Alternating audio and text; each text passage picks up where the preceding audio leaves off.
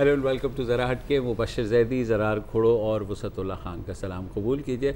ख़बर वही है जो सुबह से चल रही है। तरीन एयरवेज़ जो है वो बहरहाल बनी गाला के एयरपोर्ट पर फाइनली लैंड कर चुकी है। नो मोर फ्लाइट्स, क्योंकि वो कहते हैं कि पंजाब में हमें जो है 154 उम्मीदवार मिल गए हैं, 149 चाहिए थे तो हम ऊपर चले गए।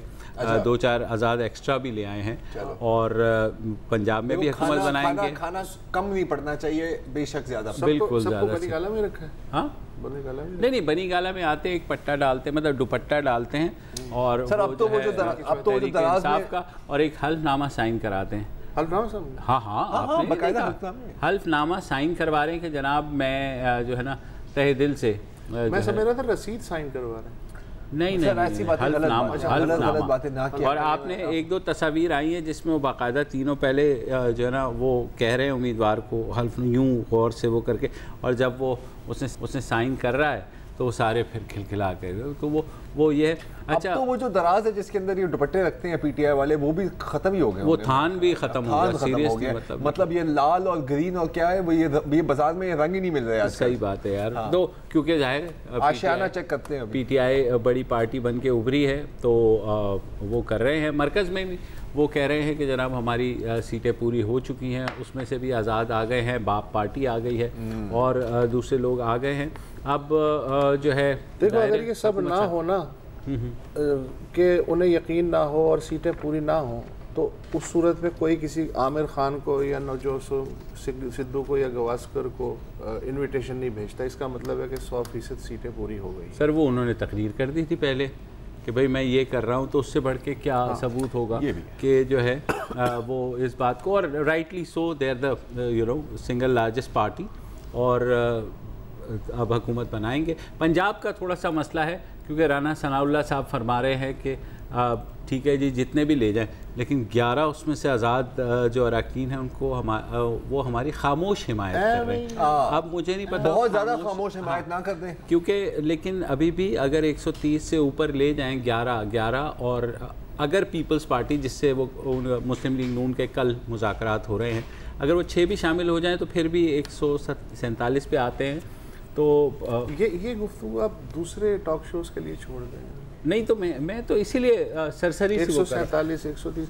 अब आप इससे इंटरेस्टिंग खबर तो बलूचिस्तान के हिसाब में बाप रिश्ते में तो हम सब एक दूसरे के बाप लगते हैं। नहीं, लेकिन अब बाप जो नहीं वो अब वो ना, वो पहले था रिश्ते में हम सब के बाप लगते हैं, अब हो गया बाप रे बाप। हाँ, अच्छा हाँ, वो नहीं, मैं कह रहा हूँ आपस में उनका यही चल रहा है कि यार मैं बड़ा बाप हूँ, तू। वो जो तरीन एयरवेज़ के मालिक हैं, उन्होंने ऐलान कर दिया था कल बनी गाला में कि जी जाम कमाल साहब जो हैं, जो बाप के भी बाप हैं, चेयरमैन हैं बलूचिस्तान अवामी पार्टी के, कि वो हमें खुशी है कि बाप ने इन्हें नामजद कर दिया एज अ चीफ मिनिस्टर, और हम भी ज़ाहिर है हिमायत करेंगे, पीटीआई की मदद से हुकूमत बन जाएगी। अब बाप वाले जो हैं एक दूसरे से पूछ रहे हैं किसने कहा ये कब फैसला हुआ था कि जाम कमाल साहब तो पता नहीं होती।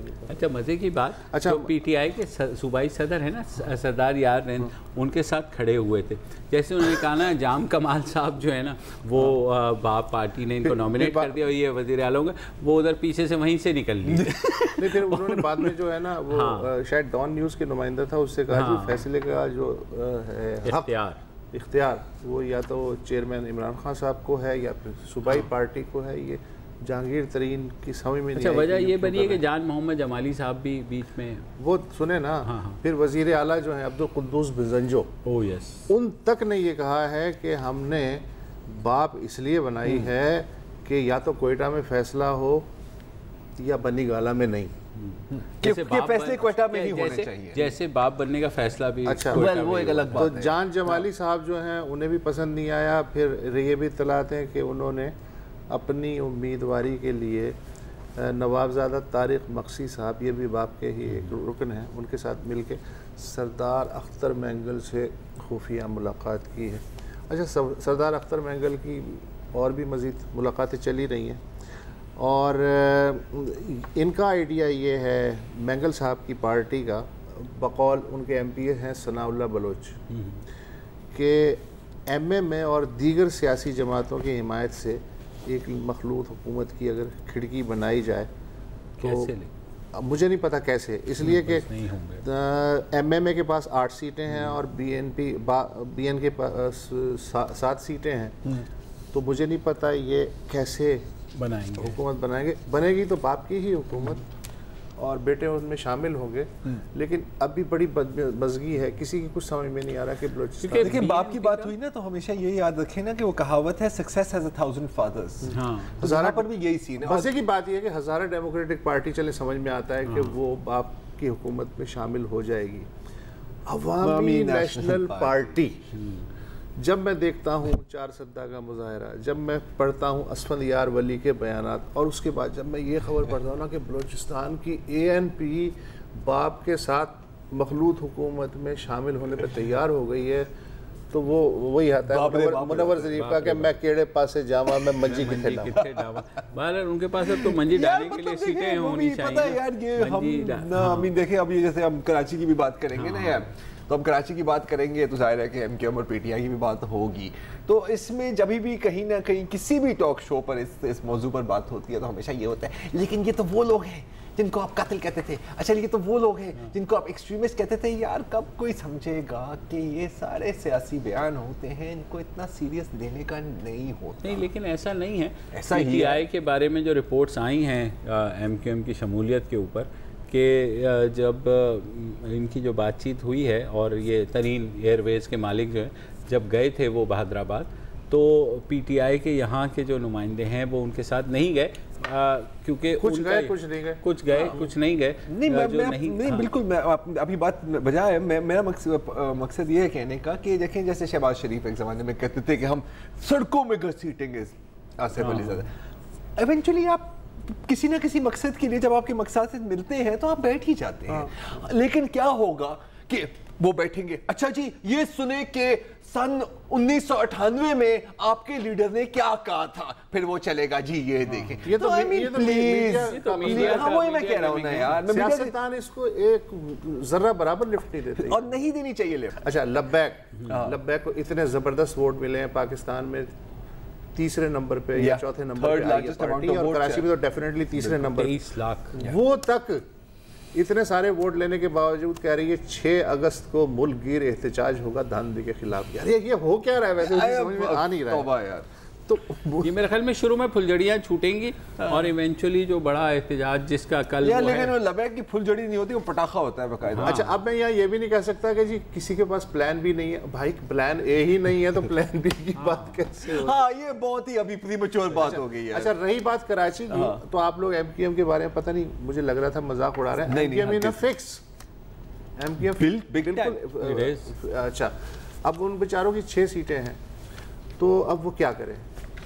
मरकज़ में अगर वो अपोजिशन का हिस्सा बनते हैं तो यार उनकी बड़ी रगड़ाई हो चुकी है, बहुत ज़्यादा हो रही है ना, और मज़ीद होगी, मज़ीद होगी। अच्छा, पीपल्स पार्टी जो है वो अलग से प्रेशर डाल रही है। अच्छा ठीक है, तुसी चले जाओ इमरान खान दे नाल, इत्थे तुहानू कख नहीं लभेगा, दबे दबे अल्फाज में। तो वो है ना, खाऊं किधर की चोट बचाऊं किधर की चोट। ये MQM के साथ ये मामला है। अगर MQM सिंध असम्बली में फेडरल में PTI के साथ होती है और सिंध असम्बली में अपोजिशन में बैठती है, तो फिर कराची का क्या होगा? मैं फिर ये सोचता हूँ कि अपोजिशन में बैठेंगे तो पीपल्स पार्टी के पास जस्टिफिकेशन, भाई आप तो हैं ही अपोजिशन, हम क्यों करें? हाँ है। अच्छा, अगर PTI की हुकूमत कराची के लिए किसी भी खुसूसी पैकेज का ऐलान करती है, जैसा कि MQM कह रही है, उस पर इम्प्लीमेंटेशन कैसे होगी 18वीं तरमीम के बाद?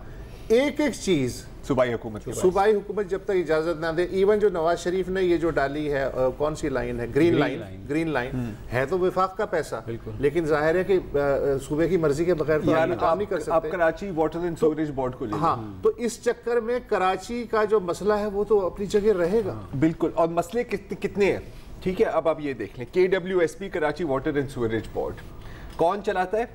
Local government minister of Sindh, directly उसके नीचे, मतलब सूबाई हुकूमत के नीचे। अच्छा, सॉलिड वेस्ट मैनेजमेंट बोर्ड भी उसी वजीर के अंडर आता है, ठीक है, ये तो एक हो गई।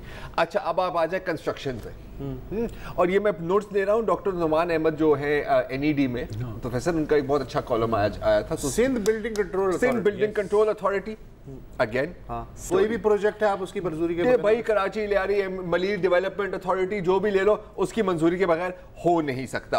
अच्छा, उसके अलावा police, schools, colleges, public universities, वो भी उसी खाते में आती हैं। और सॉलिड वेस्ट मैनेजमेंट बोर्ड की तो अभी बात कर ली है, सूरज की भी बात कर ली है, रोड वाली रोड का भी वही ग्रीन लाइन की है। तो अगेन तो बनता क्या है बॉस, सिनेरियो जो कि आपको क्या नजर आता है यहाँ पे। अभी जो फैसल सब्जवारी के जो लेटेस्ट बयान है वो भी आपको बताते हैं, लेकिन ये तो ये लग रहा है ना कि जैसे अब कराची की जो दो मेन जमातें रह गई, PTI और MQM। अच्छा, और वो सिंध में अपोजिशन में और विफाक में पावर में, तो सर इस शहर को कुछ मिलेगा या नहीं मिलेगा फिर? ये this is the $1 million question. कुछ मिलेगा इसमें कहते हैं हाथियों की लड़ाई में घास का नुकसान, और घास ये है नहीं, यहाँ तो घास का नुकसान भी नहीं है, घास ही पीपल्स पार्टी के पास होगी। तो नहीं, घास मतलब हम है ना, आपके जैसे रंग है ग्रीन, आप घास है। हाँ, पीपल्स पार्टी के पास अगर बेदार मख्स क़यादत हो तो वो ये सोच सकती है कि ठीक है, अगर हमें ही हुकूमत पे रहना है, और जाहिर है वो उनको किसी की ज़रूरत तो नहीं है, अकेले हुकूमत बना सकते हैं, तो फिर कराची का ठेका वो उठाएं, बस इसी ठेके पे एक ब्रेक, ताकि वो लाहौर की तरह बेच सके। ये भी, लेकिन क्या ये कर पाएंगे? इसकी एक काउंटर आर्गुमेंट भी है। पहले ब्रेक ले लेते हैं, ब्रेक के बाद बात करते हैं।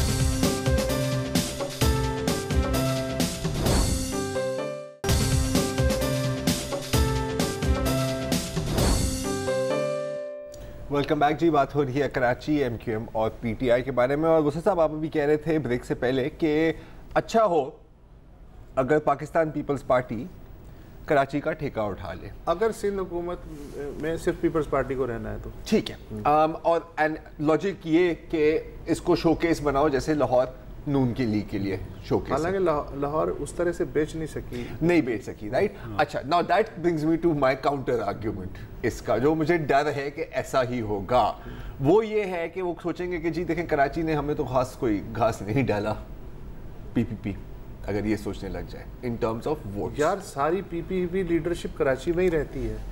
सर रहती कराची में है, वो एक अलग बात है। रहते तो आप अपने घरों में ही है ना सर। हमारे यहाँ तो ये निजाम है ना कि आप अपने घर साफ है तो बेशक साइड में मतलब अभी आखिरी दिनों में कचरा पड़ा, आखिरी सालों में इन्होंने बेनशाराओं पे बहुत बिल्कुल काम किया है। अच्छा, अगर नहीं, लेकिन मुझे एक चीज से जो है ना, मैं अपनी आर्गुमेंट कंप्लीट कर लूं एक दफा। मैं आप ही के आर्गुमेंट के हक में दलील दे रहा हूँ कि मुझे थोड़ी सी उम्मीद ये हुई है, कल बिलावल भुट्टो ने जो एक बयान दिया है ना कि जी ये जो थर्ड फेज़ है ना सिंध हुकूमत का हमारा, इसमें हमें गुड गवर्नेंस की तरफ संजीदगी से तवज्जो देनी होगी।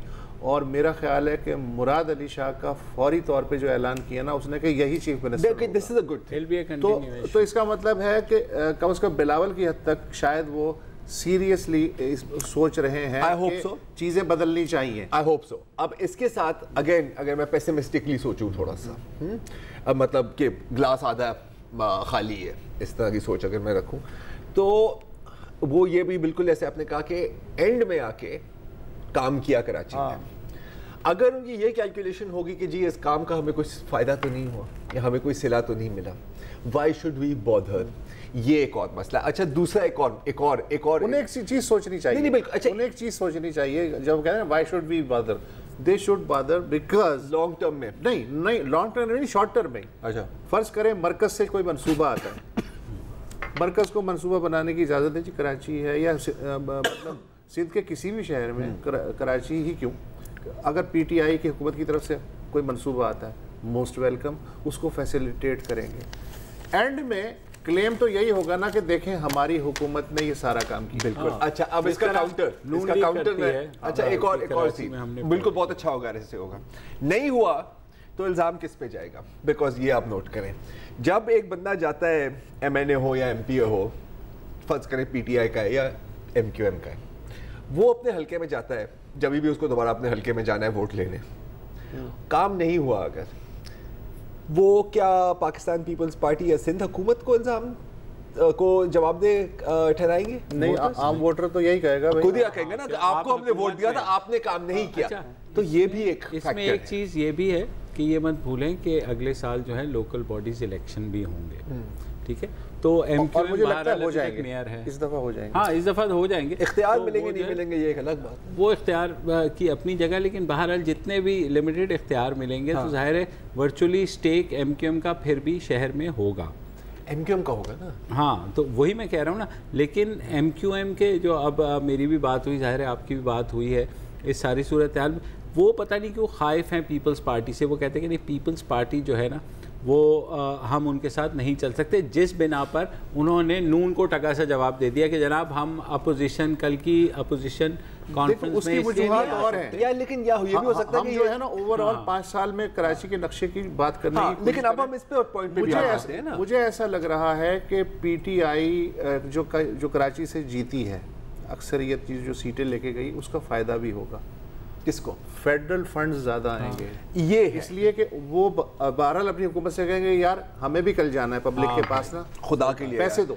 और PTI का स्टेक ये होगा कि PTI जो है वो लोकल बॉडीज के लिए सबसे फेवरेट होगी। ये नेक्स्ट ईयर जो है अगर होता है, अगर आपकी इतनी सीटें हैं और अब आप ये समझते हैं कि इस शहर में सबसे ज़्यादा वोट आपको पड़ा है, तो ऑब्वियसली लोकल बॉडीज किसके पास आएंगी? नहीं, ये फेडरल वाला जो पॉइंट है ना यार, ये मैं मानता हूँ, ये this is a good point. एक चीज़ मैं थोड़ा क्लैरिफाई भी करना चाह रहा हूँ, क्योंकि बहुत का बात हो रही है कि ये इत्तेहाद हो गया है MQM और PTI का। तो फैसल सब्जवारी साहब ने 2 वजारतें की हैं, ओके। एक की अभी हम TV पे आदिल शाह शो में कि जी हम स्पीकर और डेप्यूटी स्पीकर के इलेक्शन में हम साथ देंगे, जिसका ये मतलब नहीं है कि हम हर एक चीज में साथ देंगे, मतलब थोड़ा सा जो पुल बैक होता है, वॉक बैक कहते हैं ना ऐसे। दूसरी बात, अभी वो इमरान इस्माइल ने मुबारक दी है कि फैसल सब्जवारी को कि वेलकम अबॉर्ड टू नया पाकिस्तान एंड सो ऑन। तो जवाब में उन्होंने भी कहा कि जी मतलब हमें उम्मीद है कि पूरे मुल्क और ख़ासतौर पे सिंध के शहरी इलाकों को फ़ायदा मिलेगा, लेकिन हम ये भी चाहते हैं कि जो रिकाउंटिंग और फोरेंसिक ऑडिट है, जिसका इमरान खान साहब ने भी वादा किया था अपनी स्पीच में, उसमें भी हम आप हमें सपोर्ट करें। हाँ बिल्कुल, ये याद दिलाते रहेंगे। हाँ बिल्कुल याद दिलाते रहेंगे। अच्छा, जहाँ तक MQM की रसाई चीफ मिनिस्टर हाउस तक हो ना हो, गवर्नर हाउस तक जरूर होगी। अच्छा, गवर्नर हाउस तक तो होगी। दूसरी बात ये कि याद वो उस वक्त बड़ी शदीद तरीके से दिलाएंगे अगर गोइंग फॉरवर्ड जो है वो कोई तहरीक अदम एतमाद की कोई ऐसी मूवमेंट वगैरह आ जाती है, या वो जो है ना फिर वो फ़ौरन याद दिलाएंगे, क्योंकि 6 सीटें बहरहाल बहुत क्रूशल हैं। और एक भी बीमार हो जाए ना तो हुकूमत को गश आ सकती है। बिल्कुल, बिकॉज़ एक की फ्लाइट मिस हो जाए, तो बहुत सारी चीजें हो सकती हैं। वो तो तरीन एयरवेज आ जाएगी। फोन भी बंद हो जाते हैं कभी कभी, मोबाइल फोन चोरी हो जाते हैं, जियो फेंसिंग हो जाती है, नो प्रॉब्लम। एयरप्लेन मोड भी होता है ना, एयरप्लेन मोड भी होता है सर, जैसे हमारा फोन अभी एयरप्लेन मोड पर है। रिकाउंटिंग और ऑडिट की बात की तो यार एक दो थोड़ा अजीब और गरीब चीज़ें हो रही हैं, वो मैं थोड़ा सा डिस्कस करना चाह रहा था। आज मैं पढ़ा था न्यूज़ में फैसल साले हयात के जो हल्के में जो रिकाउंटिंग का चल रहा है। अच्छा, आप फैसल साले हयात को पसंद करें ना पसंद करें, आप पाकिस्तान पीपल्स पार्टी को पसंद करें ना पसंद करें, वो एक अलग बात है। हाँ। यहाँ पर क्या हुआ है कि रिटर्निंग अफसर NA 114 जंग में थे एजाज अली साहब, ठीक है। फैसल साले हयात ने इलेक्शन लड़ी साहिबजादा मोहम्मद महबूब सुल्तान के खिलाफ और हार गए। रिकाउंट की पिटीशन फाइल की एजाज अली साहब के सामने, और जाहिर है कि ग्राउंड सॉलिड थे कि जी 589 वोट्स का फर्क था, तो by law you are allowed recounting, ठीक है।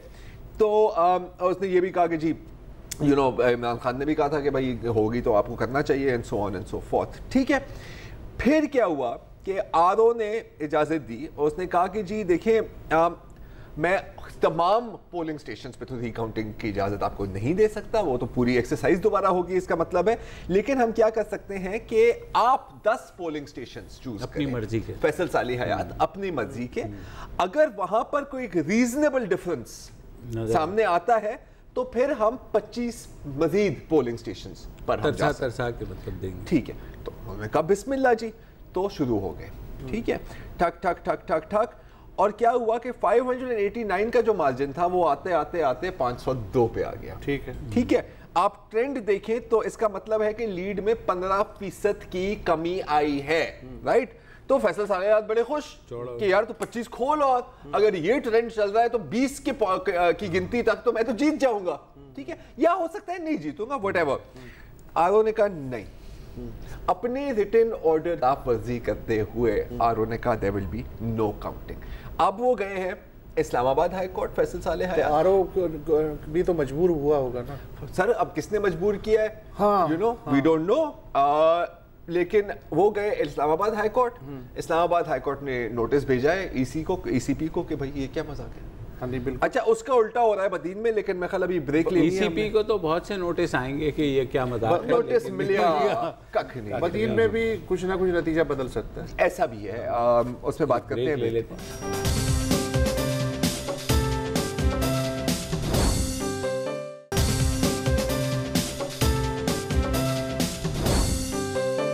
Welcome back. बात हो रही है रिकाउंटिंग और उसके मसाइल पर। तो बदीन से क्या खबर आई कि वहाँ से जाहिर है कि जीडीए की जो डॉक्टर फहमीदा मिर्ज़ा हैं वो कामयाब हुई थी NA 230 बदीन 2, ठीक है। तो उनके जो मुखालिफ थे, जो सिर्फ 860 वोट से हारे थे, again with in legal parameters, उन्होंने कहा कि जी रिकाउंटिंग होनी चाहिए। हाजी रसूल बख्श चांडियो पाकिस्तान पीपल्स पार्टी के शुरू हुई 13 पोलिंग स्टेशन से, और बिल्कुल जैसे फैसल सालेह हयात के केस में हुआ, मार्जिन गिरता गया और फिर वक्त डाल दिया डॉक्टर साहिबा और डॉक्टर साहिबा के साथियों ने, इस हद तक कि जब रिकाउंटिंग दोबारा शुरू हुई अगले रोज, जब पता लग गया था कि मार्जिन कम होता जा रहा है, बहुत मसला है, हाँ, तो रिटर्निंग अफसर के मुताबिक डॉक्टर मिर्जा ने वहां पर शोर और शराबा शुरू कर दिया and created hurdles in the recounting process, जिसके बाद आरओ ने कहा कि इस सूरत हाल में मेरे लिए नामुमकिन है। उन्होंने लेटर लिख दिया इलेक्शन कमीशन, बिल्कुल लेटर लिख दिया कि मैं कर नहीं सकता। अच्छा, मंगाराम जो आरओ है PS 73 के, जहां पर ये डॉक्टर मिर्जा हसाम मिर्जा, जुल्फिकार मिर्जा, फहमीदा मिर्जा के जो बेटे हैं, उनके खिलाफ भी रिकाउंटिंग हुई थी, उसमें भी यही मसला। हाँ, लेकिन अब इलेक्शन कमीशन ने कहा है कि मुकम्मल तो होगी नहीं, लेकिन एक और हो गया ना, अपना अपेरेंटली सुनने के लिए ये आया, हाई कोर्ट ने स्टे ऑर्डर दे दिया है कि आप ये फहमीदा मिर्जा NA 230 और PS 73 में आप रोक दे रिकाउंटिंग। अब उस तो उल्टा ही चल रहा है ना यार। इलेक्शन ट्राइब्यूनल में आपके ख्याल में 4 साल तक कैसे मसाइल चलते हैं? कैसे ही मसाइल चलते हैं? वो उधर स्टे कर दिया, उसका रोक दो। यार डॉक्टर फहमीदा मिर्जा जब असेंबली की स्पीकर बनी थी ना, तो इट वाज अ हिस्ट्री। बिल्कुल नहीं, जबरदस्त खातून। हाँ, जिस तरीके से उन्होंने कंडक्ट चलाया 5 साल तक, मतलब आज भी लोग याद करते हैं, और बाकायदा एक जेन्युइन न्यूट्रलिटी के साथ और बहुत ही वक़ार के साथ। अब ये जो सूरत हाल है, इस पे मैं रिकंसाइल नहीं कर पा रहा कि वो या ये ना, पता है कहते हैं कि either you die a hero or you live long enough to see yourself become the villain। सही बात। Anyway, विलन पे याद आया, हाँ, क्योंकि कल अपोजिशन जमातों का अपोजिशन जमातों का इजलास हो रहा है, तो नैब को भी याद आया। उन्होंने कहा कि भाईजान आज उनकी मीटिंग हुई, एक तो पहले ही आ गई थी कि जनाब शहबाज शरीफ साहब को बुला लिया उन्होंने आशियाना हाउसिंग में 20 अगस्त को के पाए आज उधर, और साफ पानी वाला पहले ही चल रहा है। ये मत बताना कि अलीम खान को भी तलब किया। हाँ, नहीं, अलीम खान को भी तलब किया। अलीम खान के लॉयर परसों गए थे और उन्होंने कुछ कागजात दिए थे, उसके बाद अलीम खान को भी तलब किया है उन्होंने। अब आप आ जाएं यूसुफ रज़ा गिलानी पे। फिर आ जाए आप यूसुफ रज़ा गिलानी पे। अब वो जो मिडास के साथ केस चल रहा था इश्तिहारात का, तो नैब ने आज मंजूरी दी है कि यूसुफ रज़ा गिलानी के ऊपर भी रेफरेंस बने। हालांकि ये केस जो है ऑलरेडी हाई कोर्ट्स में चल रहा है और इस पर बहुत बात हो चुकी है। आपको याद है चीफ जस्टिस ने खुद जब इश्तिहारात वाले मामले का नोटिस दिया था सुप्रीम कोर्ट में, बहुत से लोगों को इसका केस का बैकग्राउंड हमारे इल्ज़ाम है। 129 अरब के इश्तिहारात हैं, 130 बिलियन रुपए का कौमी ख़जाने को नुकसान पहुँचाया। कैसे कि मुरवजा क़वायद की खिलाफ वर्जी करते हुए वज़ीर आज़म यूसुफ रज़ा गिलानी ने IT मिनिस्ट्री के साबिक़ सेक्रेटरी और दीगर अहलकारों के साथ साजबाज करके मैडास को इश्तिहारी ठेका दिलवाया, तो कौमी ख़जाने को बहुत नुकसान पहुंचा। फिर एक और जो है वो जरदारी साहब के मुबैना सौतेले भाई अवैस मुजफ्फर टप्पी, जो आपको याद होगा 3 साल बाद निकल लिए थे। हाँ, वो है कहाँ? वो दुबई में है। तो उनके खिलाफ 4 केसेस की तहकीकात शुरू करने का भी फैसला हुआ है। मलीर में उन्होंने जो है दरिया मलीर के साथ नदी के साथ वाली ज़मीन जो है ना बेच दी। 33 अरब रुपए का मुल्की ख़जाने को नुकसान पहुँचाया। नैब रिकवरी करेगी। इस वक्त जो जज हैं आमिर फारूक साहब, उन्होंने कहा यार अच्छा हम नहीं समाअत कर रहे। हाँ। तो उन्होंने रिक्वेस्ट की फिर अदालत से कि जी जो नया बेंच तश्कील दे उसमें ना हमें रखें ना जस्टिस मियां गुल औरंगजेब को रखें। मासूम सारे ऐसे बन रहे हैं जिससे नहीं पता कि जस्टिस शौकत अली सिद्दीकी को क्यों हटाया गया बेंच से, क्योंकि वो एक आध उन्होंने तकरीर कर दी थी रावलपिंडी। मुझे पता है ना, हम जानना चाहते हैं। बिल्कुल, मैं कुछ सुनना भी नहीं चाह रहा, तुम चुप रहो। उस तकरीर के बारे में भाई वो खबर है ना, सुप्रीम जुडिशल काउंसिल, तो बस ये तो लेकिन एक खबर सुन लो, उस तकरीर के खबर है ना, बस फिर सही। सुप्रीम जुडिशल काउंसिल जहां जस्टिस शौकत अजीज सिद्दीकी के खिलाफ जो रेफरेंस है इख्तियारात का ज़रूरत से ज़्यादा इस्तेमाल और रिहाइश गाह में डेकोरेशन वगैरह का जो है सिलसिला रेफरेंस, वो तो चल ही रहा है मामला। अच्छा वो चल नहीं रहा, वो कल गैर मुअय्यना मुद्दत सुन तो ले यार, सुप्रीम जुडिशल काउंसिल ने अदालती मामलात में ISI की मुदाखलत के इल्ज़ाम पर जस्टिस शौकत सिद्दीकी को इजहार वजू का नोटिस जारी किया है और 28 अगस्त तक जवाब दाखिल करने की हिदायत दी है। अच्छा, इस दौरान सिंध और जो बलूचिस्तान की बार काउंसिलें हैं उन्होंने ये कहा है कि जनाब इजहार वजू का नोटिस अपनी जगह, लेकिन जो उन्होंने इल्ज़ामात लगाए हैं उनकी तहकीकात के लिए एक फुल कोर्ट, हाँ, ये पाकिस्तान बार काउंसिल ने भी एग्जैक्टली यही डिमांड होना चाहिए कि क्योंकि इल्ज़ामात चीफ जस्टिस पे भी हैं, कोई ना कोई रेफरेंस है, तो उस रेफरेंस में चीफ जस्टिस ना हो। और फिर एक साइट की गई है रूलिंग साबिक चीफ जस्टिस इफ्तिखार चौधरी की कि सुप्रीम जुडिशल काउंसिल की बजाय ऐसी सूरत में फुल कोर्ट रेफरेंस बुलाया जाए जिसमें चीफ जस्टिस शामिल ना हो अगर उन पे भी। अच्छा, इसमें से प्रॉब्लम ये है कि सुप्रीम जुडिशल काउंसिल की जो आइनी तौर पर जो कंपोजिशन होती है उसमें chief justice of Pakistan has to be the head. जिस मिसाल दी है इन्होंने चीफ जस्टिस इफ्तिखार चौधरी की, तो उस वक्त तो इफ्तिखार चौधरी साहब, लेकिन इसीलिए वो कह रहे हैं कि अब सुप्रीम जुडिशल काउंसिल की बजाय फुल कोर्ट जो है वो सुने जिसपे चीफ जस्टिस ना हो। यार अब ये इतना कोर्ट में मतलब खेल नहीं सकता। अच्छा, तो मैं ब्रेक ले रहा हूँ। अच्छा, ब्रेक ले लूँ मैं।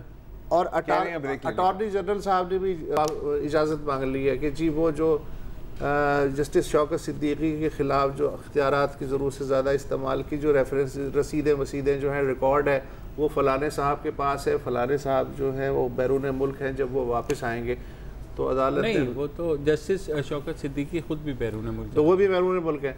तो फिर उन्होंने कहा जी चलो ठीक है, गैर मुअय्यना मुद्दत के लिए समाअत मुलतवी हो गई है, जब नई हुकूमत आएगी तब देखेंगे। ठीक है जी। तो ये सूरत हाल, तो अब वो लॉ मिनिस्टर होंगे, वो भी ब्रेक, उन्होंने भी ब्रेक ले लिया, हम भी एक ब्रेक ले लें। हाँ ले लो, उन्होंने तो ले ब्रेक ले लिया।